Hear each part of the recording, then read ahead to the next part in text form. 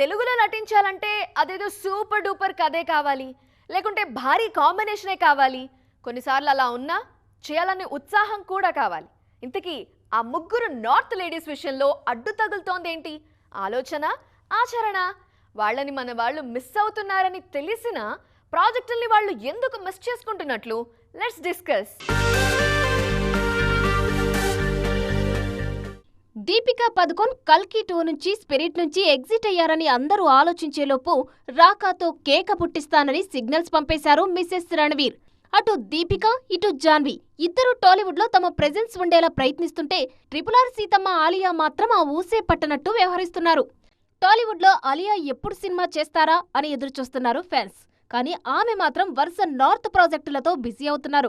ఇటు అనన్య కూడా లైగర్ తర్వాత సౌత్ వైపు చూడడమే మానేశారు. కష్ట నష్టాలేవో నార్త్ లోనే భరిస్తానన్నట్టుంది ఈ బ్యూటీ పరిస్థితి.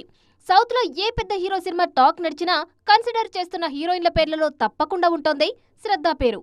డార్లింగ్ తో సాహో చేసిన తర్వాత ఎందుకో టాలీవుడ్ మీద అలకపోనారు శ్రద్ధ. నార్త్ లోనూ తనదైన మార్కెట్ ని ఎన్హాన్స్ చేసుకునే ప్రాజెక్టులకి గ్రీన్ సిగ్నల్ ఇస్తున్నారు.